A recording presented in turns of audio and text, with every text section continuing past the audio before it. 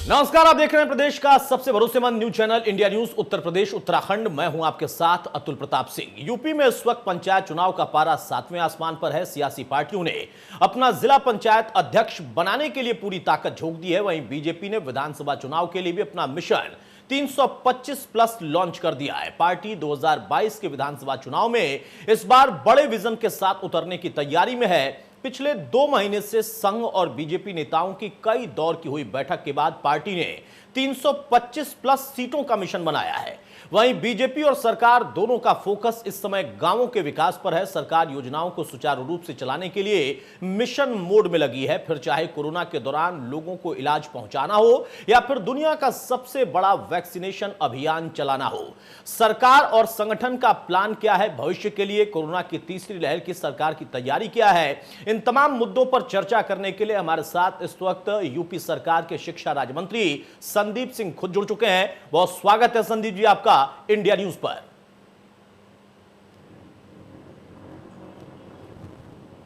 जी बहुत बहुत धन्यवाद जी। संदीप जी, सबसे पहला यही सवाल कि अभी कोरोना की थर्ड वेव की जो आशंका है उससे लड़ने की तैयारी, हर एक राज्य की सरकार हो या केंद्र की सरकार, सबका उसी पर फोकस है। आप पर भी महत्वपूर्ण जिम्मेदारी है शिक्षा व्यवस्था को आगे बढ़ाने के लिए, चिकित्सा को व्यवस्था को आगे बढ़ाने के लिए। लेकिन इस वक्त में जो तैयारी है उसको कैसे आप देख रहे हैं, क्योंकि जो सेकेंड वेव था उसमें झटका लगा, कोई इसको इनकार नहीं कर सकता।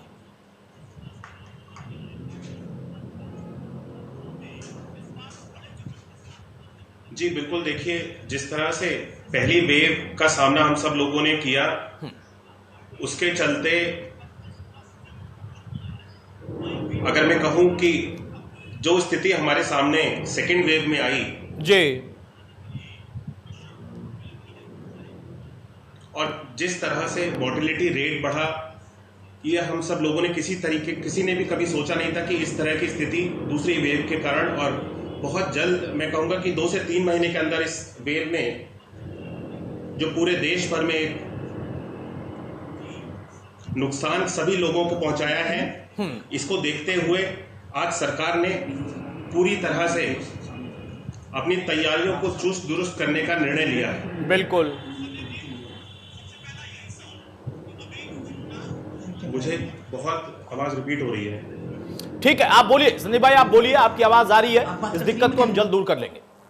जी, सेकेंड वेव के चलते हुए जिस तरह से हमने देखा कि ऑक्सीजन की कमी हमारे सामने, ऑक्सीजन के लिए, क्योंकि उत्तर प्रदेश में जो ऑक्सीजन की मैं समझता हूँ खपत थी इस कोविड से पहले, लगभग 200 से 300 मीट्रिक टन में हम लोग ऑक्सीजन को पर्याप्त मात्रा हम लोगों को उत्तर प्रदेश में पड़ती थी। लेकिन सेकेंड वेव के चलते हुए जिस तरह से सामने स्थिति हमारे आई, 1000 मीट्रिक टन से भी ऊपर ऑक्सीजन की जो यूजेज था वो प्रदेश में बढ़ गया जी। इसको सरकार के द्वारा मैं समझता हूं कि आज विभिन्न कई जगहों पे केंद्र सरकार के माध्यम से भी, माननीय प्रधानमंत्री जी के माध्यम से भी और उत्तर प्रदेश सरकार के माध्यम से भी आज हमने जगह जगहों पे सभी मेडिकल कॉलेजेस में लगभग हर एक जिले में नया ऑक्सीजन प्लांट दे करके इस तरह की स्थिति सामने ना आए, अपना एक बैकअप प्लान तैयार किया है कि ऑक्सीजन को लेकर के जो स्थिति अगर सेकेंड वेव में बनी थी, थर्ड वेव में भी इस तरह की कोई स्थिति बनती है तो हम उसको पूरी तरह से काबू में रखेंगे। ऑक्सीजन की कमी के कारण किसी भी पेशेंट को कमी नहीं होगी।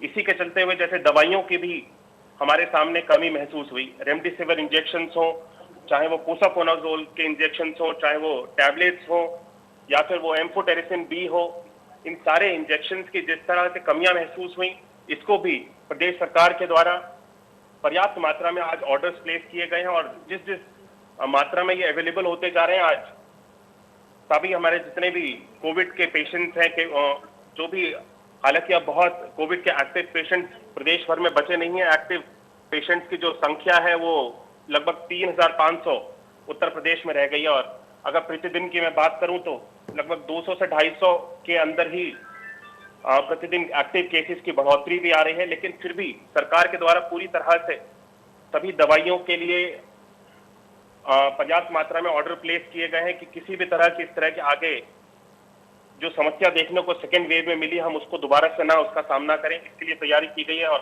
खास तौर पे जिस तरह से ये तीसरी लहर के लिए जो आशंकाएं जताई गई हैं हमारे विशेषज्ञों के द्वारा डेल्टा प्लस वेरिएंट को लेकर के बहुत ज्यादा लोगों में इसको लेकर के भी चर्चा है। लोग काफी ज्यादा डेल्टा प्लस वेरिएंट के बारे में बात कर रहे हैं। हालांकि अभी अगर मैं अपने देश की बात करूं, शायद 11-12 जितने स्टेट्स हैं, इनमें ही अभी इसके डेल्टा प्लस वेरिएंट्स के केसेस देखने को मिले हैं जी। हालांकि अगर 50 से लेकर के लगभग 50 केसेस ही अभी सामने आए हैं, लेकिन अगर मैं और देशों की बात करूं तो वहां पे हजारों की संख्या में इस डेल्टा प्लस वेरिएंट के जो केसेस हैं अब सामने आ रहे हैं। तो कहीं ना कहीं ये एक तरह से निश्चित है कि जब यूके में, यूएस वगैरह में और कई देशों में एक वेव आती है तो उसके 2 से 3 महीने के बाद में जिस तरह से सेकेंड वेव में भी देखा गया, इसी तरह से थर्ड वेव में भी मेरा ऐसा सोचना है कि आने वाले 2 से 3 महीनों में तीसरी वेव का भी हमें सामना करना पड़ सकता है। तो उसको लेकर के भी हमारे तरफ से पूरी तैयारियां करी जा रही हैं और खास तौर पे बच्चों को लेकर के जिस तरह से विशेषज्ञों ने एक आशंका जताई है कि मल्टी सिस्टम इन्फ्लेमेटरी सिंड्रोम जो कि बच्चों को प्रभावित करेगा, लगभग 25 से लेकर के 30,000 तक ऐसे उत्तर प्रदेश में बच्चे हो सकते हैं, केसेस हो सकते हैं जो इस बीमारी के कारण प्रभावित हो सकते हैं, कि ऐसा आकलन लगाया गया है। तो उसके लिए भी सरकार के द्वारा अभी से जो महत्वपूर्ण दवाइयां हैं, उसका ट्रीटमेंट है, उसको अभी से स्टॉक करने के लिए प्रयास किया जा रहा है कि पर्याप्त मात्रा में हमारे पास अगर इस तरह का कोई स्थिति बनती है तो हम सब उसका सामना कर सकें और पूरी तरह से हम तैयार रहें। ठीक है, देखिए बहुत अच्छी बात है, बहुत डिटेल में आपने इस बात पर फोकस किया कि फोकस हमारा थर्ड वेव को लेकर क्या है, प्लानिंग क्या है। चूंकि आपने खुद विदेशों में पढ़ाई की है, विदेश से आपने शिक्षा हासिल की है, तो आपको असल जमीनी हकीकत पता है कि जो सर्वसंपन्न देश थे स्वास्थ्य के मामले में भी, संसाधनों के मामले में भी, वो भी किस कदर झटका खाए हैं इस कोरोना वायरस से। भारत को उस लिहाज से अगर हम देखें तो सेकेंड वेव में हमें झटका जरूर लगा, लेकिन फिर भी हमने बहुत तेजी से उभरने का काम किया। लेकिन अब यहां पर समस्या दूसरी भी आ जाती है। शिक्षा राज्य मंत्री होने के नाते आपको प्राइमरी सेकेंडरी एजुकेशन को भी देखना है, सबसे ज्यादा प्रभाव वहां पर भी है। जीवन बचाना ये तो प्राथमिकता है संदीप भाई, लेकिन उसके बाद जब शिक्षा को लेकर हम देखते हैं तो ये कहा जाता है कि प्रदेश में इसकी व्यवस्था ठीक नहीं थी और इसको लेकर राजनीति भी होती रही, आरोप प्रत्यारोप लगते रहे। लेकिन आप लोगों ने जब मोर्चा संभाला तो फोकस किया, कोरोना ने उस पर भी प्रहार कर दिया। उसकी कोई दूसरी प्लानिंग आप लोग कर रहे हैं भविष्य के लिए? क्या उसकी नई प्लानिंग हो सकती है? क्या बदलाव हो सकते हैं? देखिए, शिक्षा व्यवस्था को लेकर के मैं समझता हूं कि जितना प्रयास हमारी सरकार में किया गया, मेरे पास भी बेसिक शिक्षा का विभाग जब तक था, मेरे द्वारा भी काफी प्रयास किए गए कि उसमें जो न्यूनतम जमीनी स्तर पे जो कार्य किए जा सकते हैं बेसिक हमारे प्राइमरी स्कूल्स में, उसकी कायाकल्प करने का कार्य, बच्चों को उनके घरों से लेकर के स्कूल तक पहुंचाने का कार्य, स्कूल में बेहतर सुविधाएं पहुंचाने का कार्य, पीने के लिए साफ पानी हो, बेहतर पढ़ाने के लिए बच्चों के पास किताबें हों, उनकी ड्रेस, जो भी इंफ्रास्ट्रक्चर हम बेहतर कर सकते थे, हमारी सरकार में मैं समझता हूं कि जितना प्रयास किया गया पिछले 4 वर्ष के कार्यकाल में, इतना प्रयास किसी भी सरकार में बेसिक स्तर पे शिक्षा को बेहतर करने के लिए नहीं किया गया। अब हालांकि इस कोविड के समय में स्कूल्स को लेकर के अगर मैं बात करूं तो सबसे ज्यादा बच्चों की जो शिक्षा है वह प्रभावित हो रही है। बिल्कुल बिल्कुल, क्योंकि इस समय में मैं समझता हूं कि यह संभव नहीं है कि स्कूल्स को खोला जाए और बच्चे जिस तरह से एक फुल स्ट्रेंथ में स्कूल में जाते थे वह चीज संभव नहीं है, क्योंकि कोविड के केसेस का कुछ पता नहीं, कभी भी या कोविड के केसेस में राइज आ जाता है, कभी भी फॉल हो जाता है। तो इस स्थिति में हम फिजिकली बच्चों को स्कूल में नहीं लेकर के जा सकते, और इसीलिए सरकार के द्वारा सभी जितने भी तरह के माध्यम है, चाहे वो माध्यमिक शिक्षा हो, चाहे वो बेसिक शिक्षा हो, सभी में ऑनलाइन शिक्षा की आज व्यवस्था की गई है और इसी व्यवस्था के ऊपर हम आज शिक्षा को आगे लेकर के जा रहे हैं। ठीक है संदीप जी, जब प्रश्न होता है एक ऐसी शख्सियत से जिसको राजनीतिक तौर पर अगर हम देखें तो बचपन से उस चीज का अनुभव मिलना शुरू हो गया, और आप जो कि उस परिवार से ताल्लुक रखते हैं और उस व्यक्ति से ताल्लुक रखते हैं जिनके सीएम रहते हुए इस प्रदेश ने अलग तरीके की पहचान बनाई थी, सख्त संदेश थे, बहुत कुछ बदला था, लेकिन आज आप पर भी जिम्मेदारी है इस सरकार में। सेकेंड वेव में युवाओं पर बहुत बड़ा असर पड़ा, युवा ज्यादा अफेक्ट हुए। थर्ड वेव में जैसा आपने कहा कि बच्चों पर अफेक्शन आ सकता है, तो हम तैयारी कर रहे हैं, तो वहां पर एक और एंगल जुड़ जाता है कि युवा उससे नाराज भी हो गए हैं कि व्यवस्था नहीं मिल पाई। आप इसको कैसे देखते हैं और कैसे समझाएंगे कि किस स्थिति में था उत्तर प्रदेश और कैसे उसको आपकी और आपकी सरकार ने योगी जी के नेतृत्व में उबारने का काम किया? देखिए, उत्तर प्रदेश जैसा एक बड़ी जनसंख्या वाला प्रदेश, अगर मैं कई देशों की तुलना करूं तो उत्तर प्रदेश के लगभग 23 करोड़ से भी ज्यादा की जनसंख्या है। कई सारे देश ऐसे होंगे जिसकी जनसंख्या 23 करोड़ नहीं होगी। तो अपने आप में अगर मैं कहूं कि उत्तर प्रदेश को एक देश से आप तुलना करें तो वह कोई गलत नहीं होगा। बिल्कुल, और बिल्कुल। इतने बड़े प्रदेश में जिस तरह से लोगों ने, जो विशेषज्ञ हैं, उन्होंने आकलन लगाया था कि कोविड के समय में उत्तर प्रदेश में एक दिन में जो इसकी बढ़ोतरी देखी जाएगी दूसरी लहर में, वह 1 लाख से भी ज्यादा केसेस पर डे क्रॉस करेंगे। बिल्कुल।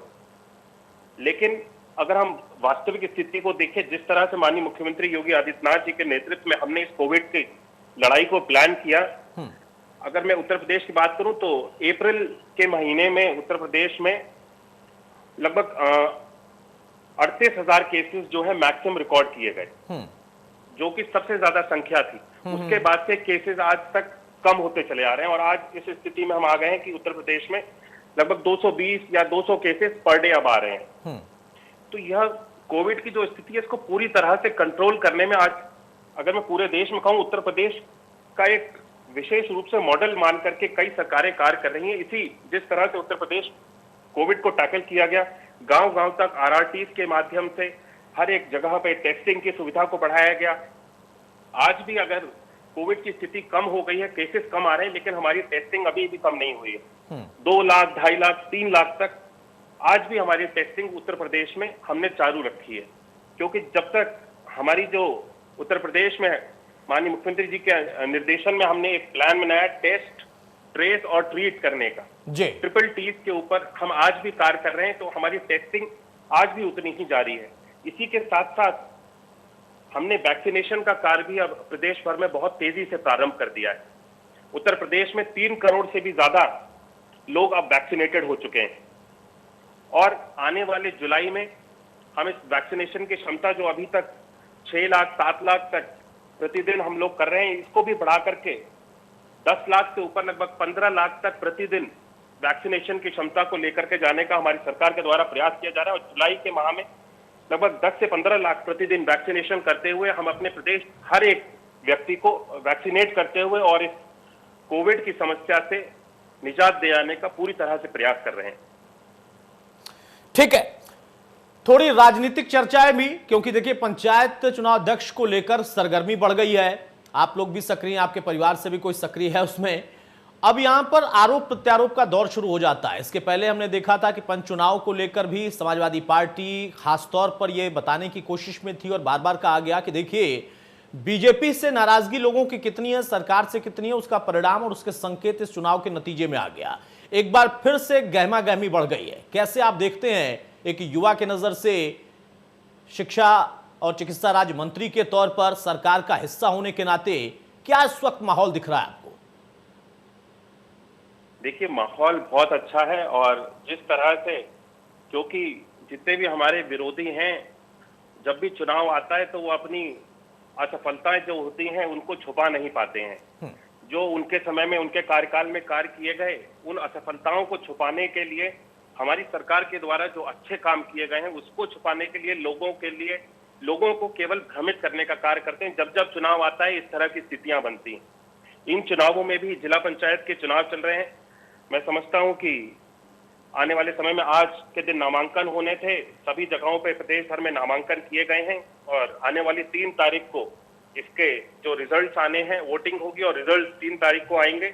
मैं समझता हूं कि भारतीय जनता पार्टी जिस तरह से सकारात्मक दिशा में कार्य कर रही है, आने वाली 3 तारीख को भारी बहुमत में पूरे प्रदेश भर में भारतीय जनता पार्टी के पक्ष में जिला पंचायत के जो अध्यक्ष हैं वे चुन करके आएंगे। और एक बार पुनः जनता, हमारे जितने भी विपक्षी हैं, उनको बता देगी कि किस तरह से कार्य किया भारतीय जनता पार्टी ने। और भारतीय जनता पार्टी के पक्ष में हर एक व्यक्ति आज भी कदम से कदम मिला करके चल रहा है, क्योंकि भारतीय जनता पार्टी की जो नीति है वो हर एक व्यक्ति को विकास से जोड़ने की नीति है। स्वयं के लाभ से भारतीय जनता पार्टी स्वयं के स्वार्थ पे कभी कार्य नहीं करती। समाज में अगर अंतिम पायदान पे भी व्यक्ति है तो उसको विकास और लाभ की धारा से जोड़ने का कार्य अगर किसी भी राजनीतिक दल के द्वारा किया जाता है तो केवल और केवल आज भारतीय जनता पार्टी के द्वारा किया जाता है। और माननीय योगी आदित्यनाथ जी और आदरणीय श्री नरेंद्र मोदी जी के नेतृत्व में जिस तरह से हम कार्य कर रहे हैं, मैं समझता हूं कि आगे आने वाले इन हमारे 2022 के चुनावों में भी मैं अभी से मैं ये कंफर्म होकर के कह सकता हूं कि एक बार पुनः जनता के द्वारा हम सब लोगों को कार्य करने का, उनकी सेवा करने का अवसर दिया जाएगा।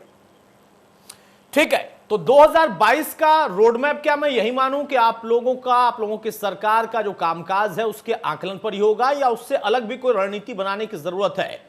यह सवाल मैं इसलिए पूछ रहा हूं संदीप भाई, क्योंकि जो आपके घटक दल हैं, सहयोगी दल हैं, उनकी अपनी अपनी महत्वाकांक्षाएं हैं, उनकी अपनी अपनी मांग है। वो अभी से आपके साथ ये कहने लगे हैं कि कुछ मांगे लंबित रह गई हैं, इसलिए हम चाहते हैं कि वो पूरी हो तब साथ देंगे, वरना मझधार में छोड़ देंगे। तो उनसे अलग रहकर भी काम चल जाएगा या उन सबको आपको साधना होगा?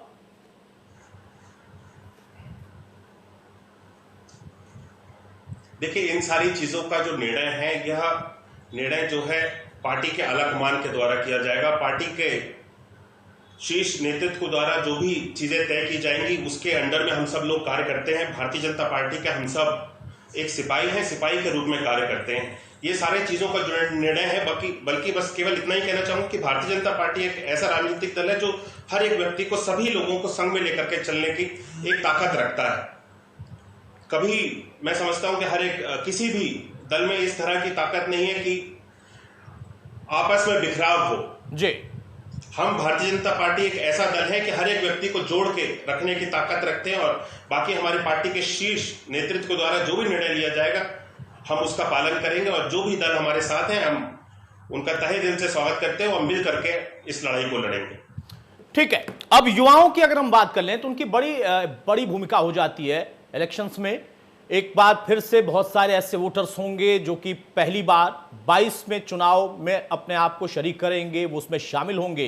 एक युवा होने के नाते आप क्या उनको संदेश देंगे, या क्या मानते हैं कि आपकी सरकार में, आपके रहते हुए इस सरकार के नेतृत्व में उन लोगों को एक विजन मिला है, जैसा विजन आप 2022 के लिए अपनी पार्टी को दे रहे हैं कि 325 प्लस, उनके लिए क्या विजन जो कि हो चुका या हो रहा है जिससे वो आपसे जुड़ पाए?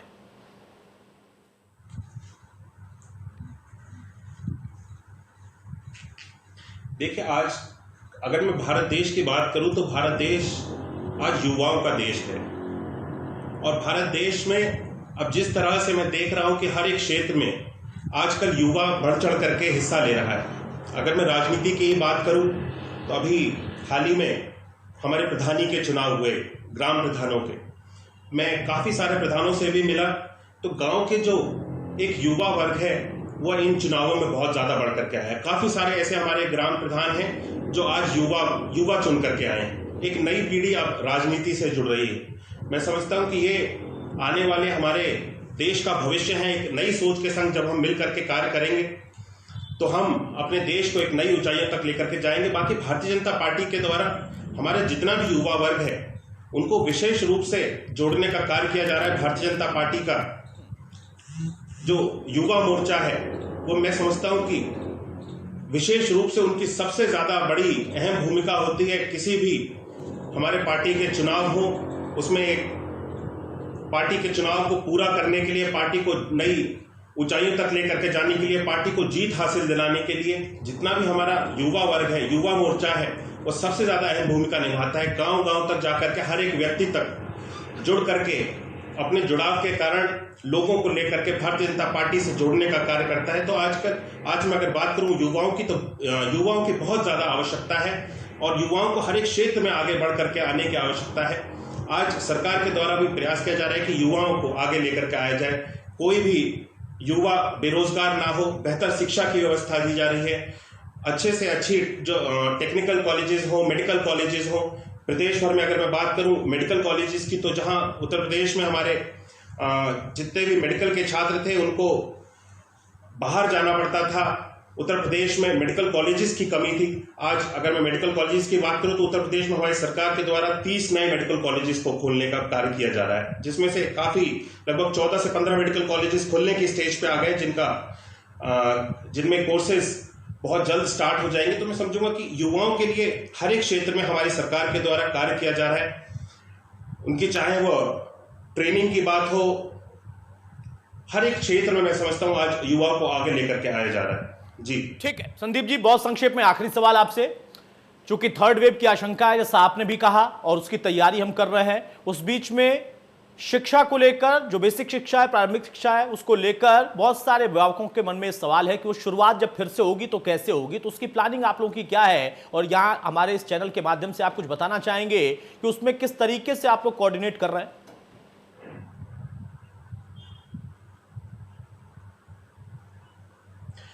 देखिए, बेसिक शिक्षा का विभाग जो है, मैं अभी बेसिक शिक्षा का विभाग मेरे पास नहीं है, क्योंकि इससे रिलेटेड जितनी भी डिटेल्स हैं मेरे पास अभी अप टू डेटेड नहीं है। लेकिन बेसिक शिक्षा से संबंधित अभी क्लासेस जहां तक प्रारंभ करने की बात है, तो क्लासेस अभी हम कोविड का चलते हुए भी सरकार का ऐसा कोई मंशा नहीं है कि क्लासेस को प्रारंभ किया जाएगा। अभी इसी तरह से जिस तरह से स्थिति चल रही है, इसको देखते हुए निर्णय लिया जाएगा कि बेसिक में किस तरह से आगे क्लासेस को खोला जाएगा। बेसिक माध्यमिक में भी सभी जितने भी स्कूल हैं इनको खोलने का निर्णय लिया जाएगा।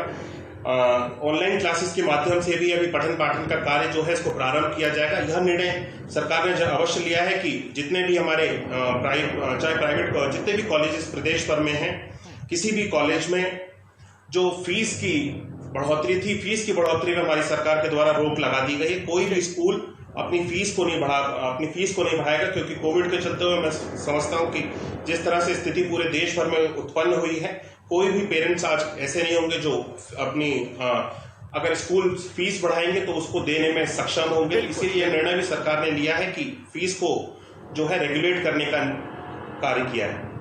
बहुत शुक्रिया संदीप भाई हमारे साथ जुड़ने के लिए। तो संदीप सिंह हमारे साथ इस वक्त चर्चा में शामिल है। उनका कहना है कि देखिए, भविष्य के लिए वो चाहे शिक्षा विभाग, जो कि अभी फिलहाल उनके पास नहीं, लेकिन एक चिकित्सा राज्य मंत्री के तौर पर, या फिर कहें कि प्रारंभिक, बेसिक और उसके साथ साथ हायर एजुकेशन, इन तमाम चीजों पर भी प्रभाव पड़ा है, तो उस पर उनके विभाग के जरिए, या जब तक विभाग से जुड़े थे तब पर भी काम हुआ। उसके साथ साथ स्वास्थ्य हो, व्यवस्थाएं और बेहतर हो, थर्ड वेव की आशंका में किस तरीके की तैयारी होनी चाहिए, इस पर भी उनका महकमा या फिर उनकी सरकार काम कर रही है। और उसके साथ ही उन्होंने इस बात पर भी फोकस किया और बल देकर कहा कि भविष्य में जब वो चुनावी दौर में जाएंगे तो सरकार के कामकाज के आधार पर ही जाएंगे और उसके आधार पर ही नतीजा जनता उनके पक्ष में देने वाली है। नमस्कार।